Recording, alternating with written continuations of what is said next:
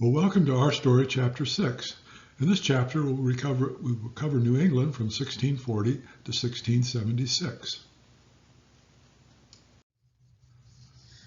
The stories I'll cover in this chapter are the changing demographics in New England after 1640, the hanging of Quaker Mary Dyer on the Boston Commons, the movement by some of our more adventuresome ancestors to settle new towns on the western frontier, and the effect the King Philip War had on these same ancestors.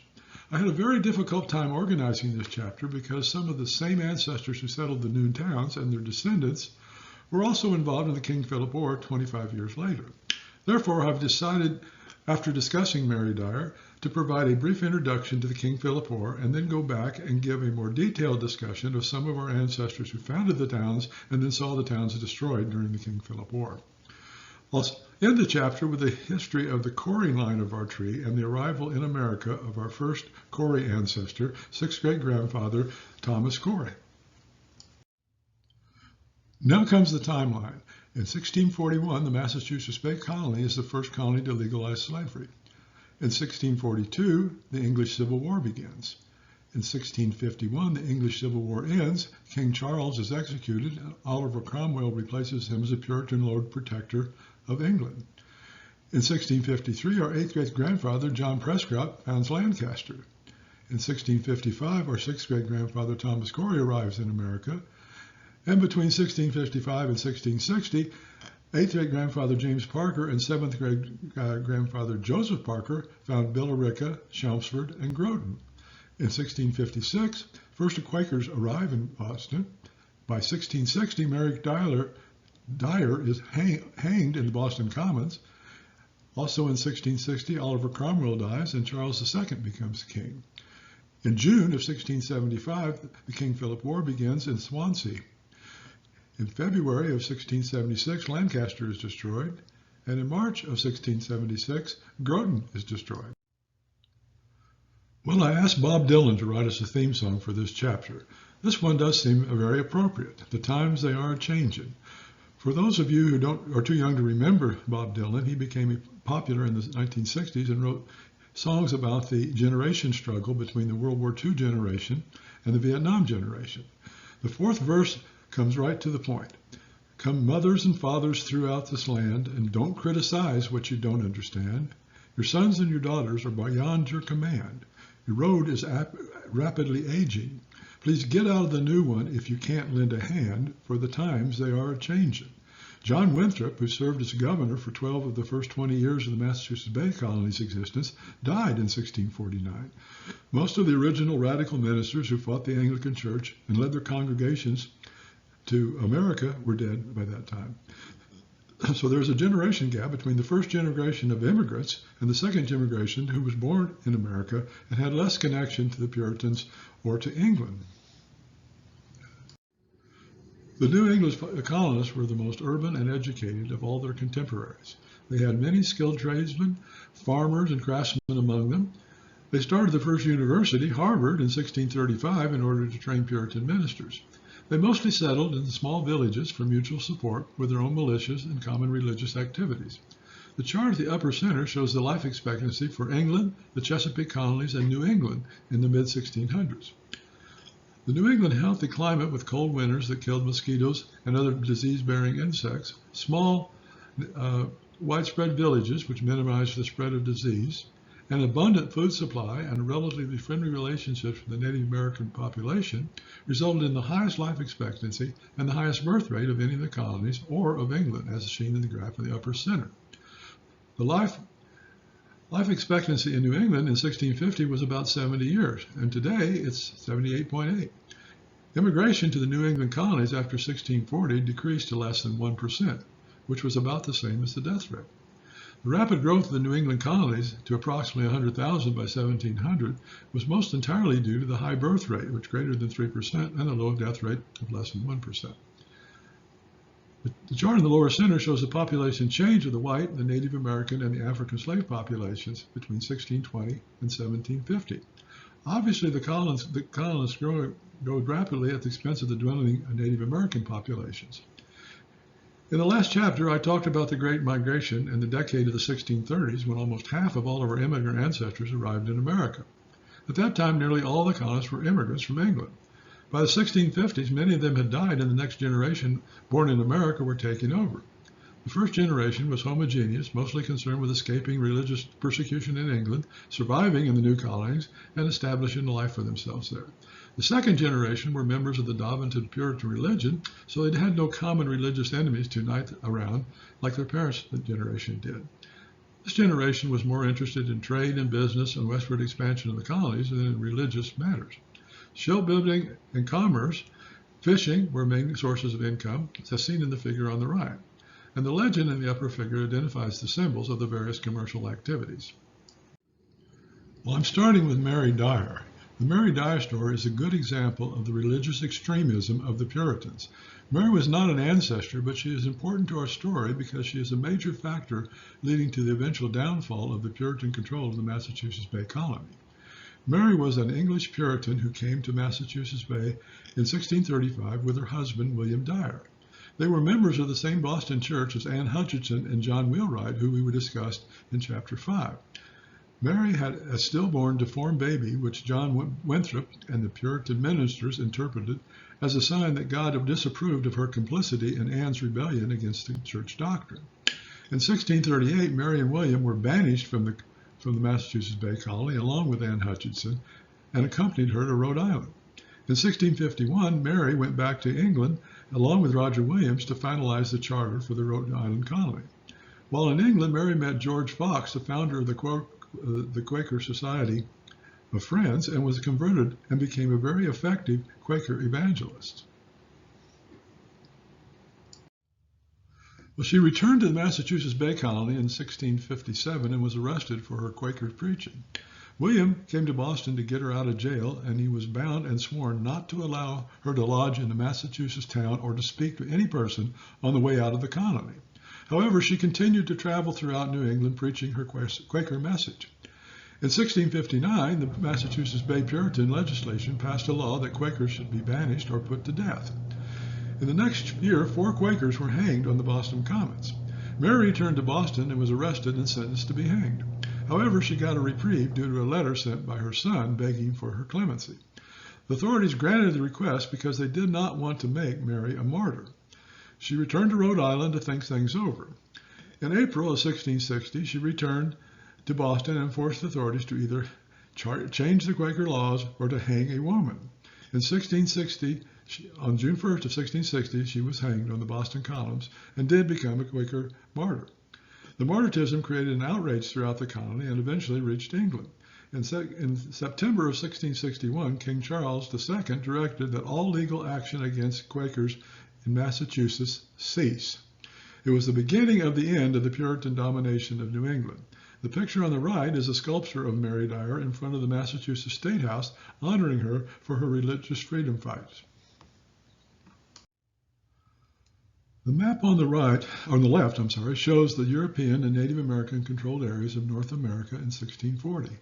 The green areas around the Chesapeake Bay and along the New England coast were settled by the English colonists. The purple areas around the St. Lawrence River were settled by the French, and the surrounding area was called New France. The red areas along the Hudson River were settled by the Dutch and called New Amsterdam, and the blue areas around the Delaware River and Bay were settled by the Swedish and called New Sweden. And the areas around St. Augustine were settled by the Spanish and called New Spain. The rest of North America was controlled by Native Americans. The map on the right is the New England around 1700. The yellow circles show where our ancestors we've discussed in Chapter 5 settled in the 1630s. They were near the coast or on major river or bay with easy access to population centers. The magenta circles show where our ancestors we'll discuss were settled in the 1650s. These western areas were behind the inland frontier next to Indian territories, which made them soft targets when the English Civil War began. The King Philip War is probably the most important war that you've never heard of. Much like Chief Powhatan in Virginia, Chief Metacomet, King Philip, who he called himself, formed a confederation of Indian tribes to fight the New England colonists. Metacomet was the son of Wampanoag chief Massasoit, who helped the Pilgrims and attended the first Thanksgiving feast in 1621. Metacomet took the name King Philip to honor the relations between the colonist and his father, and even purchased European-style clothes while visiting Boston at one time. In 1675 and 1676, King Philip became fed up with the colonist encroachment into lands and led a coordinated attack throughout New England. By this time, the Indians acquired European guns and knives and axes and made them much more dangerous than they were during the Powhatan Wars in Virginia in the 1620s and 1640s. The war was New England's first major conflict with Native Americans and resulted in the destruction of many colonial and native communities. The New England Confederation, which was created in 1643, was an alliance of the Massachusetts Bay Colony, the New Haven Colony, the Plymouth Colony, and the Connecticut Colony to provide mutual protection of the colonies. New Hampshire was part of Massachusetts Bay at that time, and Rhode Island remained neutral and did not join. The New England Confederation declared war on King Philip's Confederation in September 9th of 1675. By December of 1675, the New England Confederation had drawn about 1,000 troops from the local militias. However, on the frontier where our ancestors settled, most of the fighting fell to the local militiamen when their communities were attacked and the Confederation troops were not initially available to help. I have found no evidence that New England provided any troops to help defend the colonists during the King Philip War.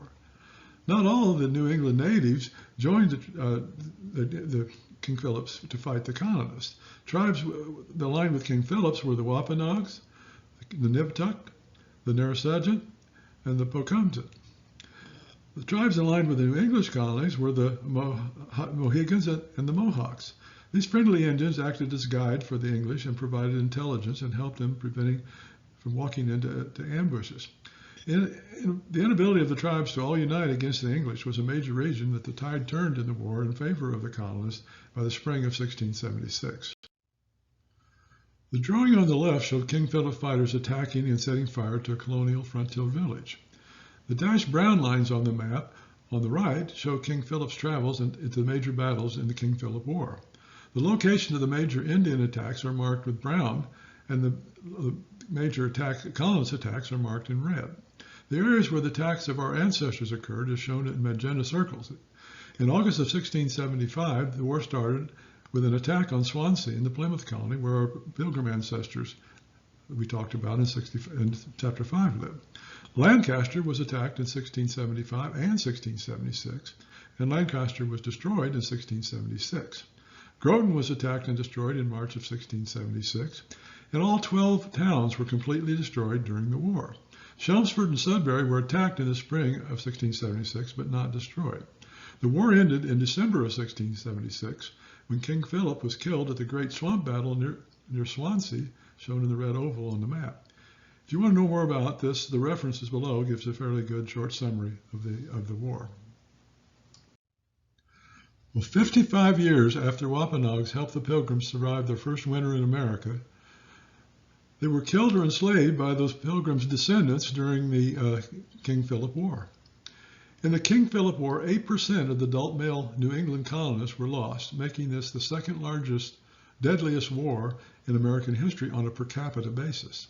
The deadliest was the Second Powhatan War, which we talked about in Chapter 4, where on March 22nd, 1622, 1/3 of the English colonists were killed in one day. By comparison, in a civil war, between 4 and 5% of the adult males perished.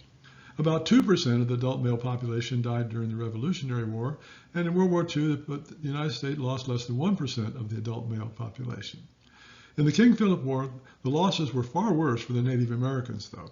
Out of a total population of 20,000 Native Americans in southern New England at the time, it's estimated that 2,000 were killed, another 3,000 died of sickness and starvation, and around 1,000 were captured and sold into slavery, and an estimated 2,000 had either joined the Iroquois to the west or the Abenaki in the north. This adds up to a loss of about 40% of the native population in the region. King Philip was hung, beheaded, and drawn and quartered, and his head was placed on a spike in the Plymouth colony for the next 2 decades. This war marked the end of the fragile peace between the settlers and the Native Americans in New England and would never be restored. In addition to the human losses, the war ultimately cost the colonies about £100,000, at a time when the average family earned about 20 pounds a year. The war also ruined the New England economy by nearly halting the fur trade, killing 8,000 head of cattle, and interrupting the importing and exporting of goods, and causing a decline in the fishing industry. In addition, wartime expenses led to high taxes. As destructive as it was, the war became a turning point in American history because it gave the colonists control of southern New England and cleared a way for the English expansion into the area, as we shall see in the next two charts. King Philip's war, like all wars, had unintended consequences. The most long-lasting, perhaps, was the forging of a new group identity of the New England settlers, who began to think of themselves not as Englishmen, but as Americans. It was a change in thinking that would lead to the American Revolution a century later. By forging the colonists to band together and fighting for their lives, King Philip ironically had taught them how to do so. However, many of the Indians who survived the war sought their revenge by aligning themselves with the French in Canada, and this led to the French-Indian Wars. The French-Indian War began in 1688 and lasted off and on until 1756, and we'll talk about that in more detail in a later chapter. This map shows the territories controlled by the colonists and the Native Americans at the beginning of the King Philip War in 1675. The territories controlled by the Native Americans are in light green. The colonist-controlled areas are the Massachusetts Bay in dark green, Connecticut in blue, Plymouth in dark brown, and Rhode Island in light brown. The magenta circles show where our ancestors were attacked near Swansea in the Plymouth colony, and around Lancaster, Chelmsford, Groton, Sudbury in the Massachusetts Bay colonies. You can see that these areas are on the border between the colonists and the Native American territories, which made them difficult to defend. This shows the Native American controlled territories in light green, and the colonists controlled in dark green, brown, light brown, and blue after the King Philip War. You can see that the Native Americans were almost completely removed from southern New England by the end of the King Philip War. The western part of the New England colonies were now open to increased colonial settlement without concern for Native American interference. The New England colonies joined about 12 years of peace before the First French-Indian War renewed the struggle with the Native Americans. This is a table of 25 ancestors who fought in the King Philip War. 7 were killed, 3 lived in garrison houses that were destroyed, 1 lived in a garrison house that survived the attack, 2 were wounded. I won't talk about all of them here. Instead, I'll select a few from the list whose stories were the most interesting. Now we'll talk about the new towns that our ancestors found on the frontier.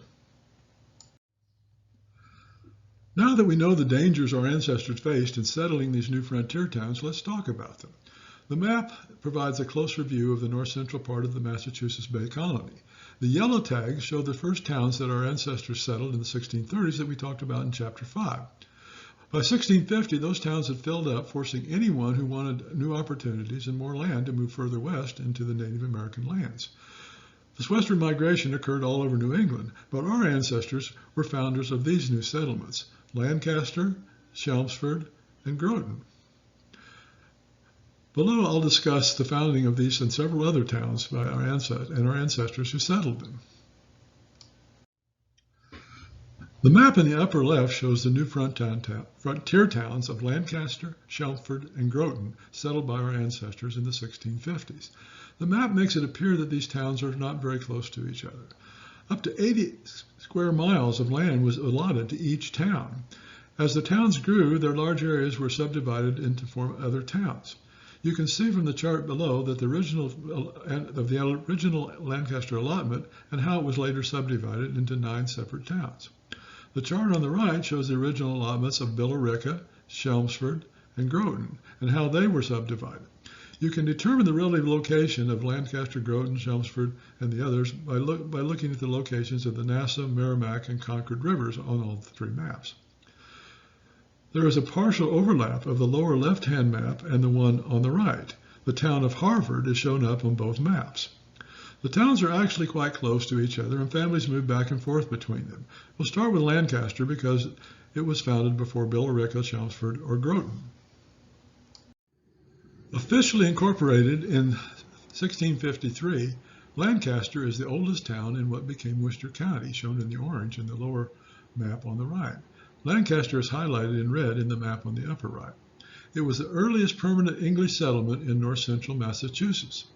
The town is named for Lancashire, England, the area from where our 8th great-grandfather, John Prescott, immigrated.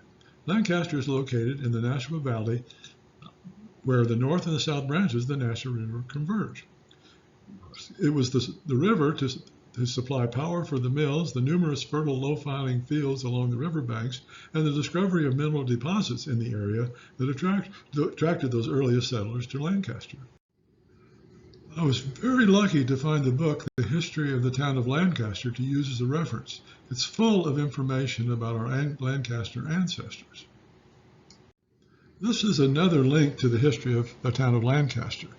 It contains the same information, but the printing is not as clear. However, it's easier to find information you want because you can jump to individual pages instead of scrolling through page by page. I will use this map again from the History of the Town of Lancaster book to show the surrounding towns that were formed by subdividing Lancaster. Lancaster boasts of being the official mother town of all eastern central Massachusetts. Towns such as Harvard, Bolton, Berlin, Clinton, Boylston, Leominster, Sterling, and part of West Bolton were all formed from the territory originally in the boundaries of Lancaster. The map shows the Nashua River running through the center of town of Lancaster, which was the source of the power for the grist mills and the sawmills that were built by our 8th great-grandfather, John Prescott. Lancaster was attacked and destroyed during the King Philip War, and several of our ancestors were killed. However, the ancestors rebuilt the town after the war. 8th great-grandfather John Prescott was one of the most interesting ancestors I've found in our tree, and John was the founder of Lancaster. He was also responsible for helping the founding of Clinton and Harvard. John and Mary come out of the Corey side of our tree through Aaron Corey's mother, Mary Green, and on to Elizabeth Green's wife, Elizabeth Prescott. John and Mary's son, 7th great-grandfather Jonas Prescott, married 7th great-grandmother Mary Loker, daughter of 8th great-grandparents John and Mary Loker. John Loker was the founder of Sudbury, and we talked about him in Chapter 5. I am very lucky to find good references about John Prescott's story. This book, written by Dr. William Prescott, a descendant of 8th great-grandfather John Prescott, is broken into 2 parts, both of which are full of good information about John and his ancestors and descendants, and was very useful in doing the research for this chapter. This is a fantastic website run by Sharman Fairbanks McKinney. My 8th great-grandparents, John and Mary Prescott, are also her 9th great-grandparents. She has been researching the Fairbanks and Prescotts for 22 years and publishes her findings on a site along with many blogs about the Prescotts' history, both their time in England and their time in America. I encourage you to check this out, especially the Prescott blog archives. This tree shows how we are connected to Jonathan and Grace Fairbanks, shown in the orange box. John and Mary Prescott and Jonathan and Grace Fairbanks are Sharman's great-grandparents. John and Mary Prescott were my 8th great-grandparents. As always, the pedigree ancestors are shown in the yellow boxes and non-pedigree ancestors are in green. 7th great-grandfather Jonas Prescott was the son of John and Mary Prescott. 7th great-grandfather Jonas Prescott married 7th great-grandmother Mary Loker Jr., daughter of 8th great-grandparents John and Mary Loker Sr. 7th great-aunt Lydia Prescott was the sister of 7th great-grandfather Jonas Prescott. Jonah Fairbanks was the son of Jonathan and Grace Fairbanks, and he married my 7th great-aunt Lydia Prescott. Jonas and Lydia Fairbanks were Sharman McKinney's 8th great-grandparents, and Lydia Prescott is my 7th great-aunt. It is thought that the Fairbanks were related to our 8th great-grandmother Mary Platt Gottgroker, although I have never been able to verify this. The Fairbanks and the Prescotts lived in Sudbury, Yorktown, England before migrating to America. Both families immigrated to America at approximately the same time and initially settled in Watertown. Therefore, the 2 families must have been well acquainted. 8th great-grandfather John Prescott was born in Shivington, Lancashire, England in 1604. The map on the left shows the Shandish parish in Lancashire, England, and John's home town of Shevington. The map on the right is of northern New England and shows that John Prescott's travels. The border between New Hampshire and Yorkshire is not shown, but it is between Shevington and Wigan. John apprenticed as a blacksmith in the coal town of Wigan, 4 miles southeast of Shevington. John traveled by foot to Sowerby, Yorkshire, England, where he set up a blacksmith shop and married Mary Platts Gawker in 1629. You can read the story of his travels from Shevington to Sowerby with pictures of what he saw along the way in the reference below. John and Mary had 5 children in Sowerby between 1630 and 1637. John and his sons Jonathan and Jonas were blacksmiths. Blacksmith was an essential merchant and craftsman in a colonial town. He made indispensable items such as horseshoes, pots, pans, nails. Blacksmiths made numerous goods for farmers, including axes, plowshares, cowbells, and hoes. They also made hammers, candle holders, tools, files, locks, fireplace racks, and anvils. Some even made and repaired swords and guns. Many of these items were used to trade with the Indians for fur in North American colonies. Most of the blacksmith's work was done in a personal forge in which red-hot iron bars were hammered and with heavy sledges to fashion out the iron appliances that they were making. Well, one of the problems with having so many sources to draw from about John Prescott is they don't all agree. Some references say that John left Sowerby because of religious persecution for his Puritan beliefs, and even that he was a member of Cromwell's army fighting against King Charles I when he disbanded Parliament. I find that hard to believe because it's well documented that he never joined the Puritan Church when he came to America, which meant that he was not a free man with voting privileges until the church membership was not required in 1664. I prefer Sharman Fairbanks McKinney's explanation of why John left Sowerby and came to America. Excuse me. In her blog referenced below.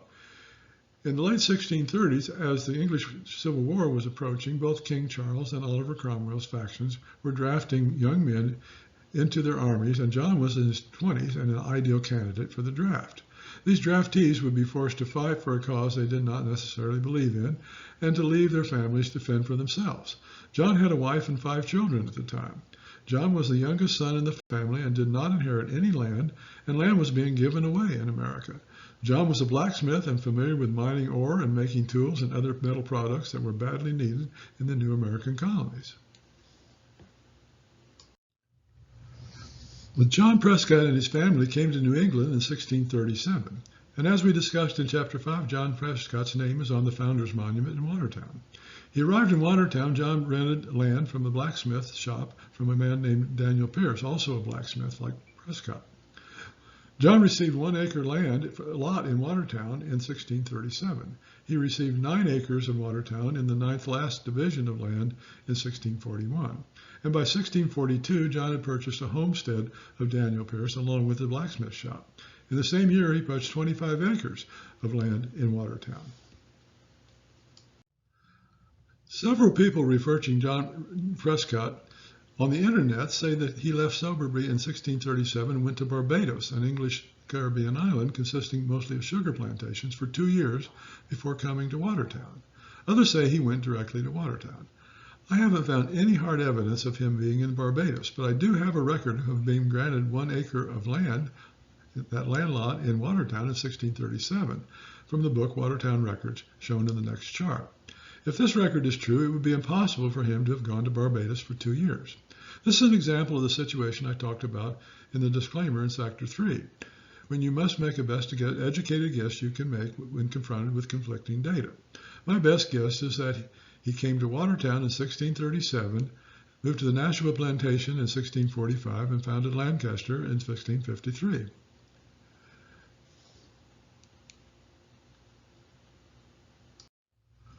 Watertown records on page 8 and 9 show a record of John Prescott receiving a grant of 1 acre of land in Watertown in 1637.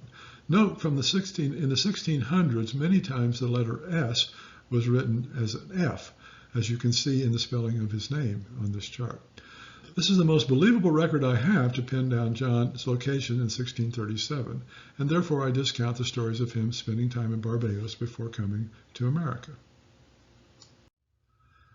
I use this map in Chapter 5 to show the Native American nations in the west of Massachusetts Bay Colony. Now we'll focus our attention on the Nashaway tribe shown in the red circle. The Nashaways had been decimated by wars with the more powerful and warlike Mohawk tribe. These circumstances induced the peaceful Nashaway chief, Slolan, to seek a friendship with and protection with the English. Chief Slolan occasionally visited Watertown for the purposes of trading with Mr. Thomas King, who operated a trading post in Watertown. Chief Slolan recommended that Nashua as a place for a suitable English plantation. He told King that the woods and waters abounded in supplies, that the Great Spirit had been very bountiful to the place, and that his people would rejoice in the presence of the great people who had come from a distant land. King took the journey through the wilderness, following the Indian trails to visit the Nashaways.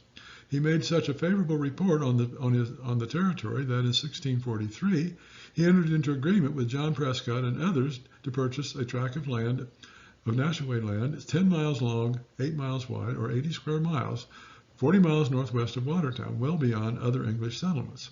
The Nashaway Plantation has the first land grant by the General Court in the received in central Massachusetts region. It had mineral deposits, including iron ore, and the Nashaway Plantation investors had planned to start mining and processing iron ore there. However, none of the investors except John were willing to move their families there. John Prescott and his family left Watertown in 1645 and became the first settlers of the Nashaway Plantation, which later became Watertown.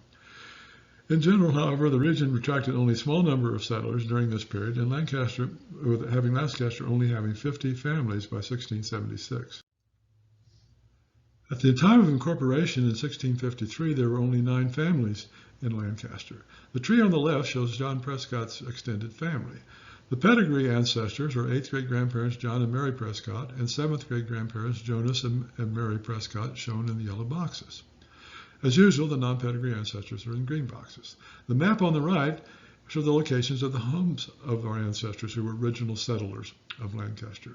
By the spring of 1654, there were 20 families, including Thomas Sawyer, who married Mary, the oldest daughter of John Prescott. Thomas was a blacksmith like his father-in-law and helped John build several mills in the area. Jonas Fairbanks' marriage to Lydia Prescott was the first wedding in Lancaster. Richard Wheeler married Sarah Prescott. John Rugg married Martha Prescott, and when she died, he married her sister, Hannah Prescott. John Rugg came from Sobury, Lancaster, England, and arrived in Lancaster in 1654 and married Mary Prescott the same year. It's very likely that the Prescotts and the Ruggs knew each other in Sobury. I have also marked the home of Mary Rollerson, and we'll talk about her later. She's not an ancestor, but her story is very interesting. John Prescott may have been our first engineer ancestor. By occupation, he was not only a farmer, but both a blacksmith and a millwright. Blacksmith was required to design, fabricate, and repair all sorts of things made from metal. This required a working knowledge of metallurgy, thermodynamics, and mechanical engineering. In order to design and build a water-powered mill, he would have had to understand basic hydraulics, structural engineering, including gear ratios and power transmission, and be a pretty good stonemason. The greatest benefits to his neighbors were his corn mill erected in 1654 and his sawmill in 1659. In November 1653, the town voted that if he would erect a gristmill, he should have a grant of certain privileges and a large tract of land near the mill for him and for his posterity. The fulfillment of the agreement, he received 525 acres of land, and also the mill and lands were exempt from taxation for 20 years. The arrival of the first millstones in Lancaster must have been an event of great interest to every man, woman, and child. Before the mills were built, grain for every loaf of bread had to be carried 25 miles to Watertown or ground laboriously in a hand mill or ground in a mortar and pestle. Before the log mill was built, crude houses were made of logs, stones, and clay because it was impossible to bring enough sawn lumber from Watertown to build a wooden frame house. Prescott engineering skills and business ability had more than just a local reputation. John and his son Jonas built a mill in Harvard, and Jonas was the first miller in Harvard. In 1667, John contracted with authorities of Groton to erect a grist mill. This book, The History and Origins of the Town of Clinton, is another good reference about John Prescott. The first 72 pages of this book are dedicated to John Prescott and his family, even though John never lived in Clinton. The map is at the center of the book. The map in the center comes from the book. It's a more recent map than the one in Lancaster on the right that we've already seen. John built his grist mill on a site which later became in the new town of Clinton. The map shows the location of the Clinton mill that was built by John Prescott. By using George's Hill as a reference point on both maps, I've marked the approximate location of John's house on the Clinton map. The drawing on the left shows the workings of a water-powered grist mill for grinding grain and how the power of the flowing water is transmitted from the water wheel to the grinding stone through a series of gears. It would take a good mechanical engineer to design and fabricate all the gear ratios and mechanical structures to make the mill work properly. The picture on the right shows grinding stones for the mill. The drawing on the left shows the workings of a water-powered sawmill and how the water wheel is mechanically connected to the saw blade to convert the rotary motion of the water wheel to the linear motion required to move the saw blade. Again, designing and building this would require a significant engineering feat. The picture on the right shows one of the wooden gears, which must have been a maintenance nightmare. In Chapter 5, we discussed that in order to vote or hold office in the New England colony, you had to be a freeman, which meant a member of the Puritan Church. John was probably a Christian, but he had his own ideas of what that meant and refused to swear allegiance to the Puritan Church. The first citizens of Lancaster wanted to name the town Prescott in his honor, but the General Court would not allow them to do that because John was not a freeman. They did allow the town to be named Lancaster because in honor of his hometown in England. The laws concerning freemen were changed by King Charles in 1664. The king declared that those not church members could become freemen if freeholders of sufficient estates and guaranteed by a local minister to be orthodox and not vicious in their lives. In 1664, John, at age 60, was proclaimed a free man and allowed to vote for the first time in his life. Before we go any farther, I want to explain what a garrison house is and why it was so important to our story. Historically, the term garrison means a group of soldiers, and a garrison house is a building that houses a group of soldiers. Along the New England frontier, it was like an ordinary house in plan and appearance and used in times of peace as a one-family dwelling. However, they were strongly built and capable of protecting several families in time of danger. Garrison houses were built in towns along the frontier, like Lancaster, Chelmsford, and Groveland, to defend against Indian raids. One of the unusual design features of the house was a jetty or a projection of the upper story over the lower story. This overhang provided better observation of the attackers and made it easier to see and shoot at someone trying to enter the ground level of the house. Several of our ancestors lived in garrison houses, and the pictures on the right are of Indians attacking a garrison house. In August 1675, the Nipmuc sachem Monaco, known as One-Eyed John by the English, led an attack on Lancaster colonists. 7 inhabitants of Lancaster died during the attack. Lancaster built several garrisons after the 1675 raid to protect against future attacks. Lancaster was attacked again in February of 1676 by 400 Nagasajans, Nepapuc, and Wampanoag warriors. Like the August attack in 1675, the 1670 attack was led by Monaco. The first action that took upon arrival was burning the bridges leading to the town so that the outside English reinforcements could not enter the town. Once in town, they lit houses on fire using torches. Most of the soldiers in the garrison house were able to survive the fires and escaped or were being taken prisoner, but a few soldiers perished in the fire. According to one estimate, at least 14 Lancaster inhabitants had died and 23 were captured and taken as prisoners. Eventually, the New England Confederacy troops arrived, forcing the Indians to withdraw with their new captives. Lancaster was completely destroyed and abandoned after the raid, and the survivors were retreated to Watertown or Concord. We've already introduced John Prescott, the founder of Lancaster. The Prescotts, the Sawyers, the Wheelers, and the Rowlandsons lived in garrison houses in Lancaster. They were all ancestors except for John Rowlandson, the local minister whose wife and 3 children were kidnapped during the raid. Lancaster colonists went to these houses for protection during the 1676 raid. All of the garrison houses were attacked and burned to the ground. John Prescott survived the attack, but several members of his family were killed. The tree shows the three generations of our pedigree ancestors, starting with John in the yellow boxes. The ancestors in the magenta boxes were killed during the 1676 raid. They were all non-pedigree ancestors. The Prescotts lost two son-in-laws, Richard Wheeler, who was the husband of Sarah Prescott, and Jonas Fairbanks, who married Lydia Prescott. Also, three generations of grandsons were killed: Ephraim Sawyer, Abraham Wheeler, and Joshua Fairbanks.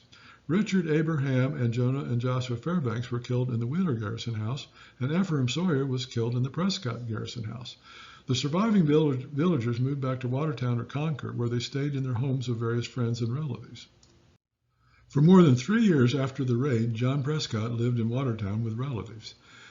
In October of 1679, John, with his sons John and Jonathan, his son-in-law Thomas Sawyer and John Rugg, and his grandson Thomas Sawyer Jr., and other neighbors petitioned the General Court for permission to resettle the town, and their request was granted. Soon, most of the inhabitants that had survived the massacre were busily building new homes, some upon the foundations of the old, and others in their second land allotments on the east side of the Nashua River, where they would have a little bit more protection from future attacks.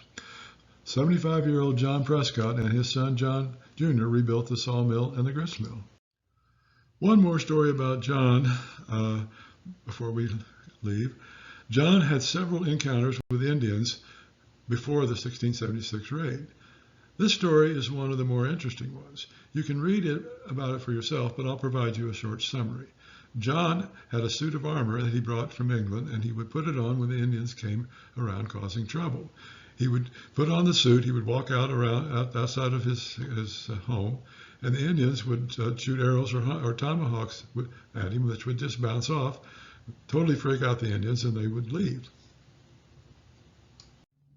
This table comes from the history of the town of Lancaster. It shows the value of the property of the settlers of Lancaster. I've indicated our ancestors with the red arrows. They were for John Prescott and his son-in-laws. The value of the land lots is shown in the next to their names. And the units are pounds, shillings, and pence. If you add the values of the property of John and his son-in-laws, it adds up to over 1,095 pounds, which is much more than any of the other family in town. John died in Lancaster in 1683. The picture on the left is John Prescott's gravestone in the old settlers' graveyard in Lancaster, Massachusetts. The marker on the right is near his grave. The inscription reads, "Here, with his children about him, lies John Prescott, founder and first settler of Worcester County. Born in Standish, Lancaster, England, died in Lancaster, Massachusetts, December 1681. Inspired by love of liberty and fear of God, this stout-hearted pioneer, forsaking the pleasant vales of England, took up an abode in the unbroken forest and encountered beast and savage to secure freedom for himself and his posterity. His faith and virtue have been inherited by many descendants who have, in every generation, well served the state in war, in literature, at the bar, at the pulpit, in public life, and in Christian homes." 8th great-grandmother Mary Gawker died and was buried there in 1688. Her gravestone is shown on the left. Next, we'll talk about John's next-door neighbor, Mary Rollison. In February 1676, during the King Philip War, a party of Indians attacked Lancaster and laid siege to the Rollison garrison house, where many of the townspeople sought refuge. The Indians overwhelmed the defenders and took 23 captives, including Mary Rollison and her 3 children, one of whom died a week later. Mary Rollison was a minister's wife and was taken captive and held prisoner for 3 months. Her skill at sewing and knitting earned her better treatment than some of the less fortunate captives. At one point in her ordeal, she actually met King Philip. In May of 1676, Mary Rollison was ransomed back to her husband for 20 pounds. Remember, 20 pounds was the average annual salary of a New England colonist at the time. Her 2 surviving children were returned sometime later. Reverend Rollison died in November of 1678, and about that time, Mary began to write her first-hand account of her captivity, which was a very interesting read. Her account, the narrative of captivity, suffering, and the remote moves of Mary Rowlandson became a first American bestseller and was reprinted 4 times in 1682. It ran through 30 more editions over the following years. Her book is still available on Amazon for $1.99. It provides a first-hand account of what it was like to be attacked and held hostage during the King Philip War. Well, this is a drawing of the Rowlandson's Garrison House in Lancaster from the History of the Town of Lancaster book that we've talked about earlier. Billerica, Chelmsford, and Groton were all settled in 1655. This is a later map where I have outlined the original boundaries of the 3 towns. Also, you can see how the towns were subdivided later. 8th great-granduncle John Parker was an original settler of Billerica, and 8th great-grandfather James Parker and his brother, 7th great-grandfather Joseph Parker, were both settlers of Billerica, Chelmsford, and Groton. 6th great-grandfather Joseph Parker Jr. was the first Englishman born in Chelmsford in 1653, before Chelmsford was officially chartered by the General Court. We'll talk more about the Parker family below, as well as our 8th great-grandfather Richard Blood's family, who was also an original settler of Groton. The map on the right shows the location of Chelmsford in red. It is what became Middlesex County. I've also marked Boston for a reference. Westford was part of Chelmsford at the time. Chelmsford was attacked but not destroyed during the King Philip War. None of our ancestors living there were killed or kidnapped. Chelmsford is a town where our 6th great-grandfather Thomas Corey settled when he immigrated from Harpole, England. We'll have more to say about him a little later. This reference, History of Chelmsford, Massachusetts, contains a lot of good information about James Parker and our other ancestors who settled in Chelmsford. The map on the right is the first map that was used to establish the boundaries of Billerica, Chelmsford at the intersection of the Merrimack and Concord rivers, and Groton on the Nashua River.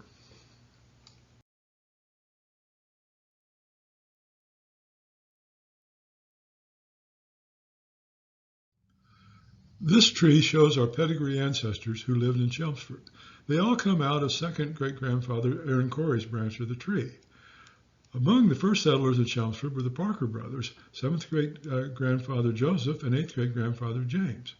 7th great-grandfather Joseph's son, 6th great-grandfather Joseph Parker Jr. was the first child born in Chelmsford. 6th great-grandfather Thomas Corey was the first Corey to immigrate to America. And 5th great-grandfather Thomas Corey Jr. was born in Chelmsford and married 5th great-grandmother Hannah Page there in 1655. Also, Thomas Corey's wife, Abigail Gould's parents, Francis and Rose Gould, were the first early settlers in Chelmsford. We'll be talking about the Coreys and the Parker brothers more below. Chelmsford was attacked during the King William War on April 15, 1676, and 14 houses were destroyed. However, none of our ancestors were killed or captured. Chelmsford's militia fought along with Groton's militia, which I'll cover below. And 6th great-grandfather Thomas Corey fought with the Chelmsford militia in the King William's War. Groton was founded in 1655. Known originally as the Pettapawag Plantation, it was renamed by Dean Winthrop, the son of the Governor John Winthrop, for the family's English hometown of Groton, England. The map on the right shows the boundaries of Groton today, and I have labeled it Boston to give us a reference point. Groton was also was in what became Middlesex County. It was a very important town for our family story. We had several ancestors who were founders of Groton. We had 55 of our pedigree ancestors who lived in Groton over a 200-year period. Groton was attacked and destroyed during the King Philip War.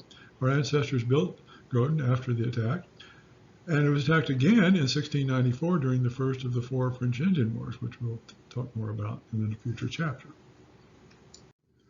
Again, I was lucky to find this reference, the history of the town of Groton, including Peppermill and Shirley, to use as a reference for this part of the story. The drawing on the left is the first parish meeting house in Groton, and the map on the right shows the original 64 square mile area of Groton with the Nashua River running through the middle of the town. This is another reference for Groton, written by Samuel Green, a descendant of our 7th great-grandfather William Green, who was an original settler of Groton. The dedication to the book is on the right. Some of our pedigree ancestors who founded Groton are marked in the red boxes. This table is from the history of the town of Groton, including Peppermill and Shirley, is a list of the original settlers and proprietors of Groton and their land allotments. The ones in the red boxes are pedigree ancestors, and the ones in green boxes are uncles and cousins. Note that the far left column, 8th great-grandfather James Parker and 8th great-grandfather Richard Blood, got by far the largest land allotments. This table lists the first few generations of Groton town clerks. The ones in the red boxes are pedigree ancestors. When the earliest colonists came to America, they set up forms of local government that they were familiar with. The office of town clerk was one of the first to be established. He was also the person who decided how to spell the names of any illiterate people who came to do business there. The person who kept all the vital records of birth, marriage, death for the church, as well as various other records of appointments, deeds, meetings, and elections of officers and annual town meetings. The settlers were well aware of the importance of keeping accurate records for their agreements and actions, including grants of land, regulations, governments, animals, collection of taxes, and expenditure of town funds. This is another book by Samuel Green that provides more information about Groton ancestors. It contains biographical sketches of the founders of Groton, which include several of our ancestors. This chart and the next show the trees of our ancestors who were early settlers of Groton. All of these ancestors of the Groton come out of the Corey branch of our tree through Aaron Corey's mother, 3rd great-grandmother Mary Green. Follow the blue boxes to 7th great-grandfather William Green and 8th great-grandfather Benjamin Crisp. Then follow the orange boxes from Elizabeth Green's wife, Elizabeth Prescott, to 7th great-grandfather Jonas Prescott, son of 8th great-grandfather John Prescott. Now follow the magenta boxes from Mary Green's mother, 4th great-grandmother Sarah Parker, through her grandfather Benjamin Parker to 7th great-grandfather Joseph Parker.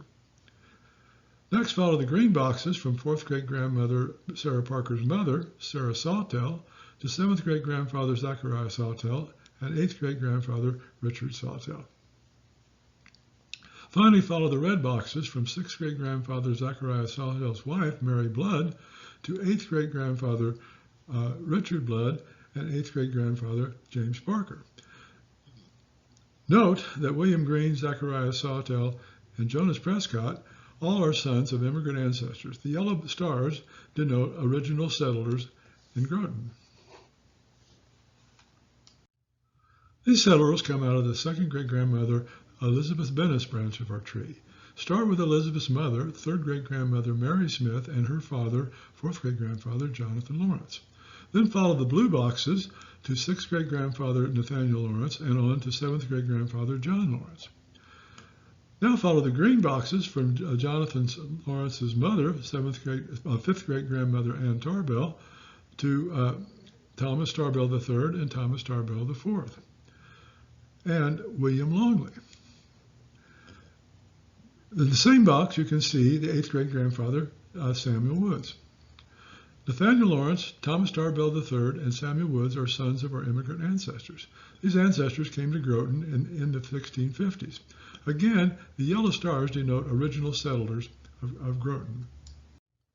As you can see, we have a lot of pedigree ancestors who settled Groton. I'm not going to discuss all of them. The 5 Parker brothers, James, John, Abraham, Joseph, and Jacob, immigrated from Essex County, England in the 1640s. They originally settled in Woburn, Massachusetts. They were the early settlers of Billerica, Chelmsford, and Groton. I've already you've seen their lineage a couple of charts back, but I'm showing it again here so you won't have to go back and look at them again. They're all founders of Chelmsford and of Groton. Captain Parker was by far the most interesting one, so I'm going to spend quite a bit of time on the next few charts talking about him. Again, I was fortunate enough to find good references about James Parker.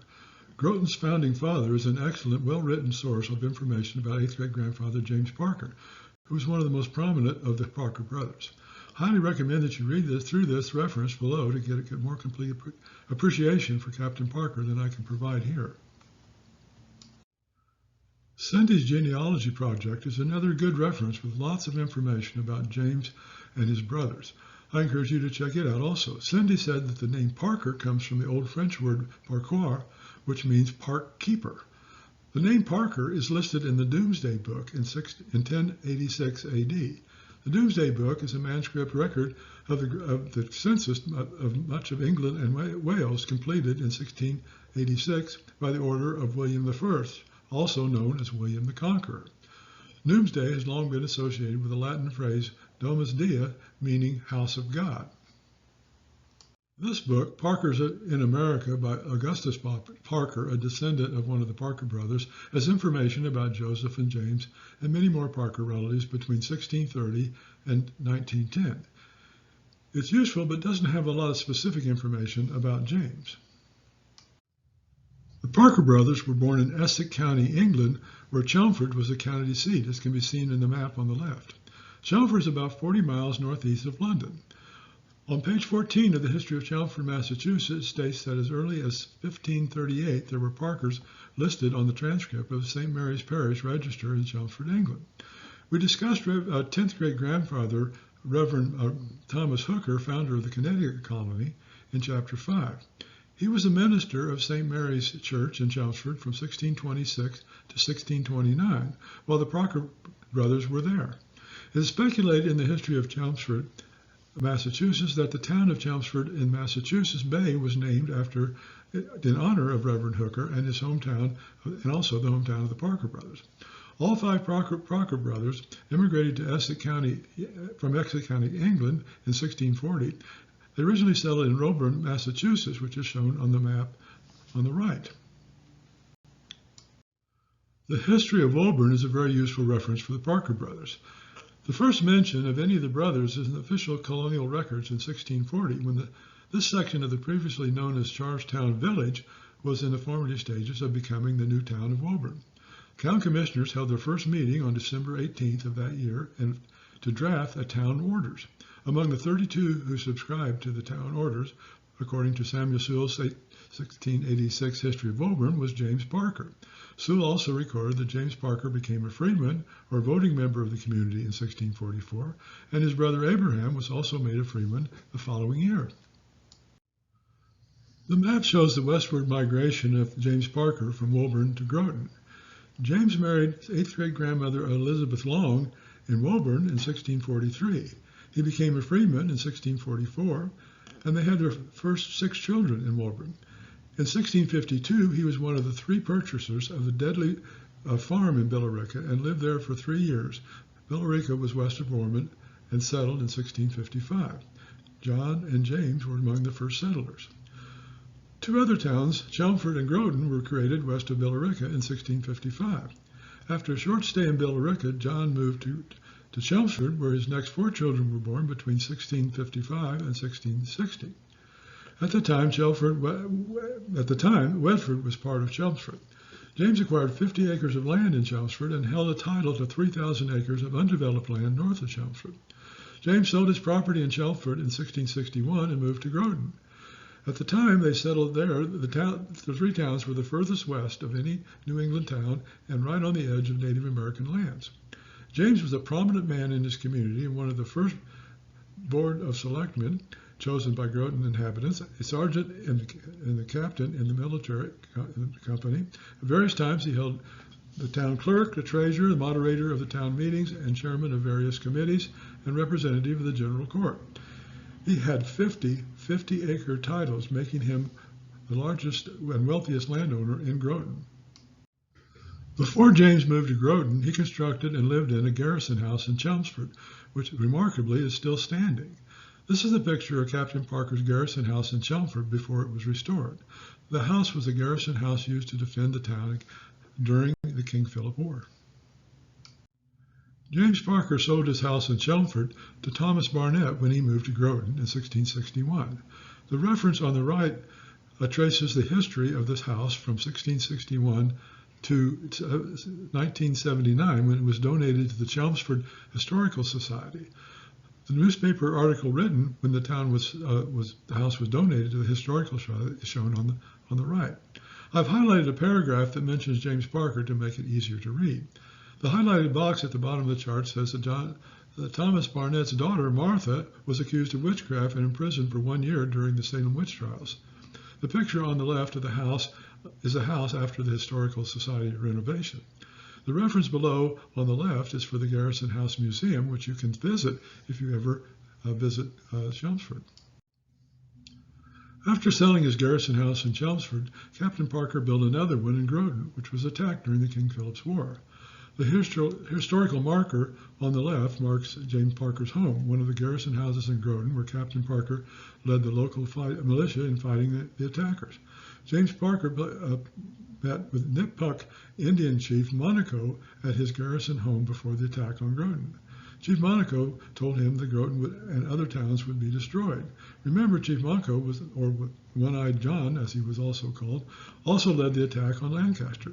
James Parker wrote a letter to the General Court in Boston requesting him to helping and defend themselves against the coming attack, but no help came before the attack. The letter shown on the right is the letter that James signed requesting that assistance. Exposed and isolated on the frontier, the need for defense was ever increasing. Selectman James Parker was given the task of forming a local militia to deal with the ever-increasing Indian hostilities. For many years, James worked tirelessly in the inhospitable land, working the farm, being a leading member of the church, and dealing with occasional harassment from the native people. He became known as Sergeant Parker and was responsible for drilling troops, dealing with insurgents, and building garrisons and other fortifications. 5 garrison homes like the one in the picture were built, including the one by James Parker. The garrison houses served about 60 families comprising of around 300 people, which made up the population of Groton. At the time when the Indians became bolder and more aggressive with the acquisition of firearms and whiskey, they harassed the colonists at every opportunity by slaughtering animals, burning crops, and burning homes. Sergeant James Parker received a military promotion to lieutenant in May of 1673 and another promotion several months later in October to Captain Parker. The town was first attacked in 1675, but it was attacked and destroyed in March of 1676. King Philip's forces, led by Chief Monaco, burned the meeting house and 40 homes to the ground. The picture on the right is of Indians attacking the garrison house. 20 residents were killed during the raid, but all of our ancestors survived. Groton residents fled to Concord and Watertown. 2 years later, the Parkers were one of the first families to return to Groton and pick up where they'd left off. They returned and rebuilt their dwellings, including several garrison houses. An uneasy peace prevailed for the next 18 years until the beginning of the French-Indian War, which we'll discuss in a later chapter. We had several ancestors who founded Groton and lived there during the attack. While working through the arduous task of rebuilding his homestead and town, Captain James was still in charge of protection. Scouts were sent out daily to ensure the security of Groton and nearby towns. Samuel Green's book, Groton During the Indian Wars, provides a very good reference about Groton, our Groton ancestors, both in the King Philip War and the later French-Indian Wars. The French-Indian War, also known as the King William War, began in 1688 and lasted until 1697. In July of 1694, Groton residents' worst nightmare reoccurred. The Indians attacked their town again. This time, they killed and carried away about 40 persons from Groton. Among those killed during the attack were 2 of Captain Parker's sons and their families. In addition, at least 3 were taken prisoner. Survivors of the 1694 Indian attack on Groton were ready to abandon the town once again. However, Captain Parker was still unwilling to quit. In December of 1694, he and Lieutenant Jonas Prescott were named to go to Boston to get some desperately needed assistance to rebuild and fortify the town. Captain Parker was last selected as selectman in 1699, and the final mention of him in the municipal logs came in August 22, 1699, when he was among a committee chosen to determine where to locate a new bridge over the Nashua River. Indian attacks continued to plague Groton for another 30 years during the French-Indian Wars. 8th great-grandmother Elizabeth died in 1691. James sought comfort from the loss of his wife and his children who were killed during the King Philip War with widow Eunice Brooks Carter, who he married in 1696. James was 79 and Eunice was 41. She must have taken good care of him because they became proud parents of a baby girl named Sarah in in 1697 when James was 80 years old. He stepped down from public life in 1699 and spent his remaining years in the care of his new wife. One last comment, one last story before I end this chapter about James Parker. The tree on the right shows how it came to be that James' youngest daughter, Sarah, married James' great-grandson, James Shattuck. Eighth great-grandfather James Parker married eighth great-grandmother Elizabeth Long in 1643. They had seventh great-grandmother Hannah Parker in 1647. Hannah married seventh great-grandfather Nathaniel Blood in 1670. They had sixth great-grandaunt Elizabeth Blood in 1675 and sixth great-grandmother Mary Blood in 1678. Mary married sixth great-grandfather Zachariah Sawtell. They had fifth great-grandmother Mary Sawtell, who married fifth great-grandfather Benjamin Parker, who was the grandson of James Parker's brother, Joseph Parker. Eighth great-grandmother Elizabeth Long died in 1691, and Captain James Parker married Eunice Brooks in 1694. Sixth great-grandaunt Mary Elizabeth Blood married Samuel Shattuck in 1696, and they had Jeremiah Shattuck, who was James Parker's great-grandson. Captain James Parker's daughter, sixth great-grandaunt Sarah Parker, was born in 1697 when James was 80 years old. James Parker's great-grandson, Jeremiah Shattuck, married eighth great-grandfather James Parker's daughter, Sarah Parker, in 1720.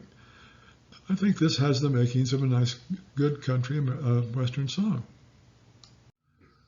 When the rich proprietors were looking for volunteers to move to the western frontier town, James Parker stepped forward. When residents were later chased away by Indians, James Parker brought them back. He constantly provided the leadership and the example to take care of the defenses and the religious and civic needs of the town. Parker's efforts were invaluable, and so many other future towns set off in part or wholly from lands once claimed by Groton. These towns include Peppermill, Shirley, Ayer, Littleton, Harvard, and Westford. Added to these, the towns of Woburn, Billerica, and Chelmsford, where Parker once lived, and offshoots of these, including Loyal, Wimbledon, Burlington, Tewksbury, Winchester, and Carswell. And don't forget the town of Dunstable, where Parker was a founder and non-resident selectman, and its offshoots, Tyngsboro, and much of the south-central New Hampshire, including Nashua and Amherst. Eighth great-grandfather James Parker died in 1700 at the age of 84. The picture on the left shows the Parker graves in the old burying ground in Groton. In the late 1600s, during the Indian Wars, bodies were interred under the protection of a garrison house. An aerial view of the old burying grounds in Groton shows a marked absence of graves in one square section, which locals, historians suspect, is the foundations of the Parker Garrison House, which was known to be nearby. Neither James nor Elizabeth or their children have headstones in the cemetery. It's only the third generations that have them there. The picture on the right shows a close-up of a plaque between the graves of two of James' grandchildren. And it reads, "In remembrance of Groton's early Parker family who buried on these grounds in unmarked graves, especially Captain James Parker, an original proprietor and selectman, and his wife Elizabeth Long, married in Groton, or in Wilford in 1643, their courage and faith were gifts that have endured throughout the generations." Eighth great-grandfather Richard Blood was a founder of Groton and a rival of James Parker in several ways. Richard and Isabel Blood were come out of the Corey side of our tree through Aaron Corey's mother, third great-grandmother Mary Green's line, through Mary's mother, fourth great-grandmother Sarah Parker. Both Sarah Parker's parents, Benjamin Parker and Mary Sawtell, are related to the Bloods. Benjamin through his mother, Hannah Blood, and Mary Sawtell through her mother, Mary Blood. Hannah and Mary Blood are sisters and daughters of Nathaniel Blood. Notice this makes fifth great-grandfather Benjamin Parker and fifth great-grandmother Mary Sawtell first cousins. Richard was an original proprietor of Groton and one of the largest landowners in Groton. Both Richard and seventh great-grandfather Nathaniel Blood were soldiers in the King Philip War. Richard Blood was born in Ruddington, England in 1617. He arrived in Lynn, Massachusetts in 1638 and worked in an iron foundry in North America. He married eighth great-grandmother Isabella Wilkinson in 1642. He signed a petition to form the town of Groton in 1655. The petition was granted, and Richard was awarded 60 acres and was one of the first settlers in Groton. He was one of the largest landowners in Groton as well. He was the first selectman of the committee, and he was a town clerk several times. In 1668, Richard was brought to court for trading rum with the Indians for beaver skins. In 1676, during the King Philip War, Richard and his family escaped to Concord, where he joined the militia to fight the Indians. After the war, he returned to Groton and helped rebuild the town and lived there until his death in 1683, and Elizabeth died there in 1704. Eight great-grandparents, Benjamin Crisp and Mary Bridget, come out of the Corey side of our tree through second great-grandfather Aaron Corey's mother, Mary Green, and the Green line to Leisure Green and to his mother, Mary Crisp. Eighth great-grandmother Mary Bridget was killed in Groton during the King Philip War in 1675. Benjamin's daughter, son-in-law, and grandchildren were killed in the Indian raid in 1694 during the French-Indian War, which we'll talk about in the next chapter. Benjamin Crisp arrived in Salem in 1631 on the plow as part of the Great Migration and settled in Watertown. His name is on the Founders Memorial in Watertown. He was a Mason. He married Mary Bridget in Watertown in 1637. Their daughter Mary Crisp was born in Watertown in 1638. Benjamin and his family moved to Groton around 1666 and lived there during the King Philip War. And as I've already said, Mary Bridget was killed in Groton during the King Philip War in 1675. Benjamin moved back to Watertown after the raid, and he died in Watertown in 1683. We had ancestors in two other towns that were attacked during the King Philip War, Swansea in the Plymouth colony and Sudbury. We discussed the Browns and the Willett families who founded Rehoboth and Swansea in Chapter 5.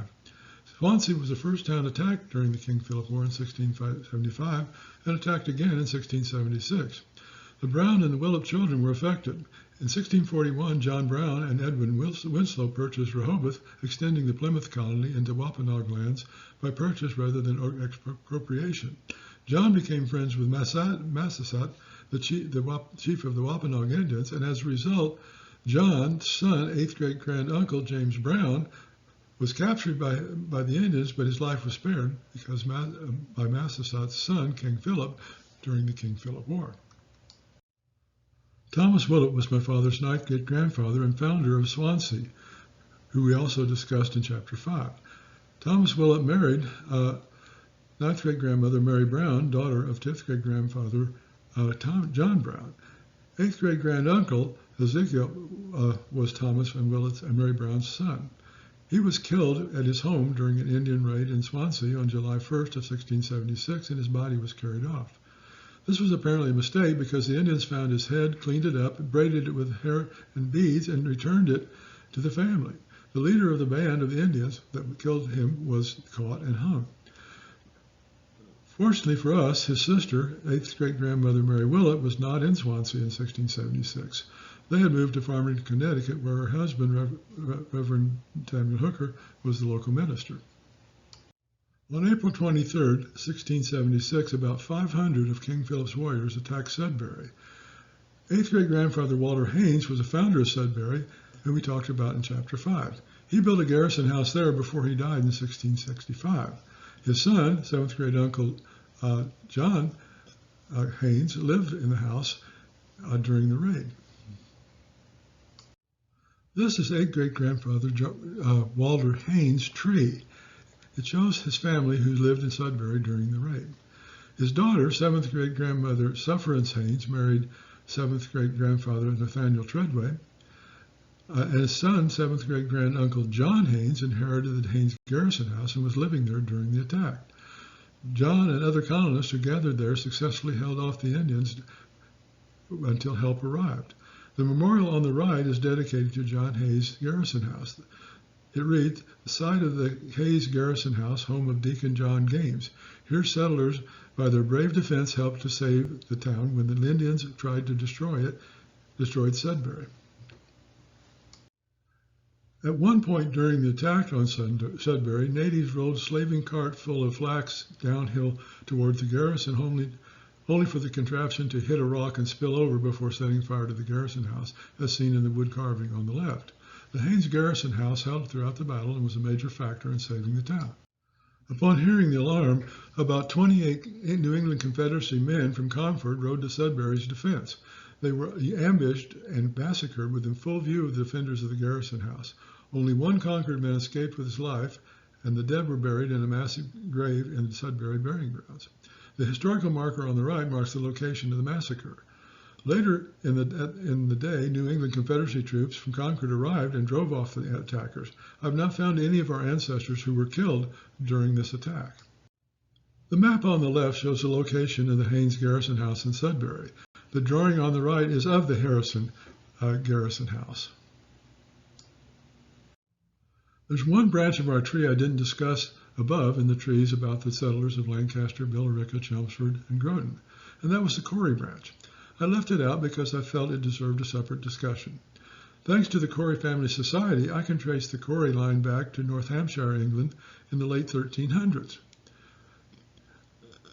The Corey Family Society does extensive research on Coreys using DNA analysis and professional genealogists. The genealogy page of the Corey Family Society website is shown on the right. It follows many different Coreys who came from different parts of England, Scotland, and Ireland. Our ancestors came from the Northamptonshire branch, denoted by the red arrow. The earliest Coreys found in Harpole, Northamptonshire, England, records was John Corey, listed as a prisoner in 1394, but it contains no other information about him. The Corey coat of arms on the left is shown. There are several different ones in the Corey Family Society website, and the one that most closely associated with the North Hampshire Coreys is the one I've shown. The motto is Forte Terne Manu, hold with a firm hand. The reference below to the coat of arms provides a good discussion of the coats of arms if you're interested. Reference ones from the Corey family tree studies have concluded that our branch of the Coreys were Anglo-Saxon. The picture on the left, reference 2, shows the Anglo-Saxon migration path of the yellow, red, orange, blue, and gray areas of in continental Europe to the east coast of England from the 4th to the 7th century AD. The picture on the right comes from my ancient migration results with analysis of my DNA presented in Chapter 1. It shows that my haplogroup, M253, originated in Nairobi and comes through the Middle East, Turkey, Greece, Italy, and the northern coast of France, and the west coast of Germany, Denmark, and up to Norway and Sweden. I've drawn an approximate path of the western part of the migration path of my DNA analysis on the Anglo-Saxon map and labeled it the location of the modern countries of France, Germany, Denmark, and Sweden. This shows the 23andMe's most recent estimate of my ethnic makeup. It says I'm primarily British and Irish with some broadly Northern European, including France, Germany, Denmark, Norway, and Sweden. You can see that on the blue highlighted area on the map. This is consistent with the ancient migration path shown on the last chart and the immigration from those countries to England and Great Britain. As seen on the previous chart, before 500 AD, the immigrants were primarily coming from France, Germany, and Denmark, but after 500 AD, they also started coming from Norway, Sweden, to England. 4 main regions for which Vikings are believed to originated are Denmark, Norway, Sweden, and Finland. The Vikings started raiding England in the 1700s and made full-scale invasion in 878, so we probably have some very old Viking ancestors as well. Vikings and Anglo-Saxons fought each other for control of England, but the Anglo-Saxon king, Alfred the Great, finally beat the Vikings at that time frame. You might remember in Chapter 5 that my 9th great-grandfather, Dr. Richard Crowgrape, was a descendant of King Alfred the Great. Thanks to the Corey Family Society, I can trace our Corey ancestors back to the late 1300s. This tree shows 17 generations starting with me, which would be 19 generations starting with the grandchildren. As you can see in the tree, I have numbered the generation numbers for each column of ancestors in the tree. Being an engineer, I'm always on the lookout for symmetries, and I found one in the tree. Starting with me, we have 8 generations who were born and lived their whole lives in America, one who was born in England and immigrated to America, and 8 generations who were born and died in Harpole, England. You might notice that the spelling of our names changed over the years. In Harpole, the name was spelled Cory, C-O-R-Y or C-O-R-Y-E. But when Thomas III immigrated to America, he changed it C-O-R-E-Y. Thomas IV changed it back to C-O-R-Y, and when second great-grandfather Edward Cory moved to Illinois, he changed it back to C-O-R-E-Y. I'll discuss possible significance of the name changes below. You can see that the Cory family, that we can identify the pedigree ancestors who have been around for over 600 years. I like watching Finding Your Roots, the TV show on PBS where genealogists and DNA experts find unknown ancestors of famous people. Many of these people get very emotional and even break down when 3 or 4 generations of their families that they didn't know existed are discovered. We have 17 generations for me, 19 for the grandchildren. I find that amazing. Very few people can identify their ancestors back that far, and we should be sure that our grandchildren are made aware of this. I added this chart to kind of emphasize really how far back this tree goes. It's the same one that was on the last chart, but this time I've added a historical fact that occurred during the life of each of the Cory people in the tree. The first John Cory was alive when Joan of Arc was burned at the stake. The second John Cory was living in England when the Ottomans sacked Constantinople and renamed it Istanbul. The first Thomas Cory was alive when Columbus sailed to America in 1492. Nicholas Cory was alive when Martin Luther started the Protestant Reformation in 1517. John Cory III was alive when Magellan circumnavigated the earth in 1521. Nicholas Cory II was living in England when the English defeated the Spanish Armada in 1588. Nicholas Cory III was alive when the Virginia College of Jamestown was founded in 1607. Thomas Cory II lived through the English Civil War in 1640 to 1650. Thomas Cory III fought in the King Philip War in America in 1676. Thomas Cory IV was living in Massachusetts Bay during the Salem witch trials. Isaac Cory was living in America during the French Indian Wars. Nathan Cory fought in the Revolutionary War. Aaron Cory was living when Lewis Clark traveled the West Coast to explore the newly acquired Louisiana Purchase from 1804 to 1806. Edward Cory fought in the American Civil War from 1861 to 1865. Charles Cory was alive during Custer's last stand in the Battle of Little Bighorn in 1876.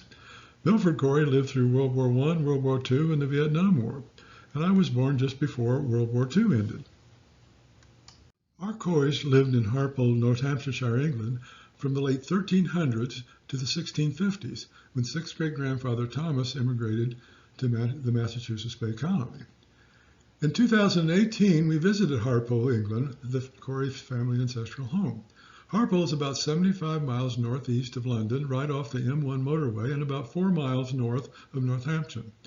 It's an ancient town going back to Roman times. Today, it's still a small town with a population of about 800.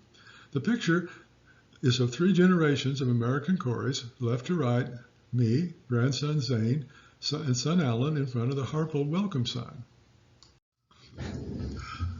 The pictures are of the All Saints Holy Sepulchre Church in Harpole. The All Saints Holy Sepulchre Church is an Anglican church at the center of the town of Harpole. It was originally built in the 1200s. We found many Cory gravestones in the church, but it was not possible to read the names and the dates of the oldest ones.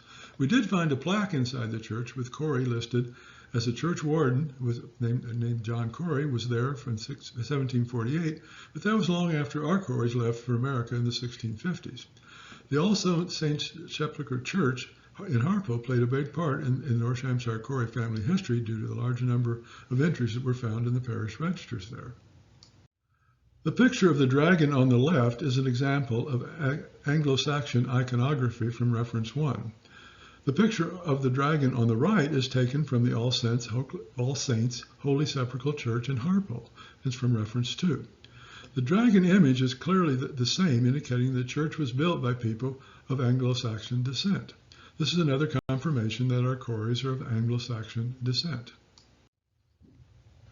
We know that there were Corey families in Harpole at least as early as 1394.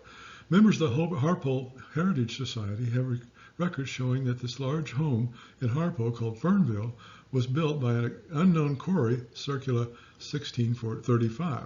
The upper picture is Fernwood today, or Fernville today, which of course has been upgraded and expanded many times since 1435. The picture below was taken in front of a small group of homes in Harpole called Corey Gardens. We got lucky and met some Harpole Coreys who invited us to join them in their family birthday party when we visited Harpole. We couldn't determine exactly how we were related because our Coreys left Harpole in the 1650s and they had traced their ancestors back only to the mid-1700s. Sixth great-grandfather Thomas Corey was the first Corey out of our tree to come to America in the 1650s. Thomas moved from Harpole, England to Charleston in the Massachusetts Bay Colony in the 1650s, and he moved to Chelmsford before 1665 when he married Abigail Gould there. Thomas was the first Corey to arrive in the Massachusetts Bay Colony. He arrived from Harpole, England in the 1650s with his brother John and settled in Charleston. He moved to Chelmsford in the 1660s. The book, The History of Chelmsford, Massachusetts, identifies several Corey families living in Chelmsford. Thomas was the town's blacksmith. He fought in the King Philip War and was given land grant for his service. It's hard to say for sure what motivated Thomas to leave England in the 1650s. It's unlikely he was a Puritan since the church in Harpole was Anglican. At the time, Puritan Oliver Cromwell had taken control of the England government, was cracking down on non-Puritans, and was drafting young men into his army. Thomas was born in 1622, so he would have been about in his late 20s at the time and would have been a prime candidate for the draft. He probably didn't want to get into the English Civil War that had been going on for a decade, particularly on Cromwell's side. There's also speculation by some researchers that he was a loyalist fighting against Cromwell, was captured and sent to the colonies, which did happen to some rebelling loyalists since England's prisons were full at the time. The speculation could explain the changing of the Corey name from C-O-R-Y to C-O-R-E-Y, because when he came between England and America. If sixth great-grandfather Thomas was in trouble in England, he might have changed the spelling of his name when he arrived in America to make it harder for the Cromwell people to keep track of him. Thomas Jr. changed the name back to C-O-R-Y, possibly feeling that Cromwell was gone and it would be safe going back to the original spelling.